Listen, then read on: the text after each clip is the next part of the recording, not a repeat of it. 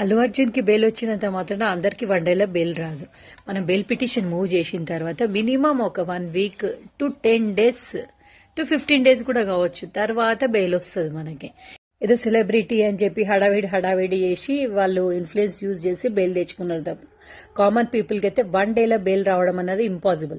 మళ్ళీ అది ఎందుకు సెకండ్ డే మార్నింగ్ వచ్చాడంటే, బెయిల్ పిటిషన్ ఆర్డర్ వచ్చిన తర్వాత షూరిటీస్ ఫైల్ చేసిన తర్వాత రిలీజ్ ఆర్డర్ అనేది ఒకటి ఇస్తారు. ఆ రిలీజ్ ఆర్డర్ తీసుకెళ్లి మనం జైలు దగ్గర ఎక్కడైతే ఏ పర్సన్ ని ఏ జైల్లో పెట్టారో అక్కడ ఉన్న కన్సర్న్ అథారిటీకి ఆ రిలీజ్ ఆర్డర్ ఇచ్చిన తర్వాత అప్పుడు ఆ రిలీజ్ ఆర్డర్ చూసుకొని ఆ పర్సన్ ని బయటికి పంపిస్తారు, రిలీజ్ చేస్తారు. సో ఇక్కడ ఈ రిలీజ్ ఆర్డర్ అనేది 7 o'clock లోపలే ఇచ్చేసేయాలి మనం ఆ కన్సర్ట్ జైలు దగ్గర. సో 7 లోపల ఇవ్వలేకపోయారు కాబట్టి, ఎందుకంటే బెయిల్ మోషన్ మూవ్ చేసి ఆర్డర్ వచ్చి షూరిటీస్ పెట్టేసరికి డే అయిపోయి ఉంటుంది. 7 o'clock అయిపోయింది. రిలీజ్ ఆర్డర్ తీసుకుని వాళ్ళు జైలు దగ్గరికి వెళ్లేసరికి 7 అయిపోయింది. సో అందుకని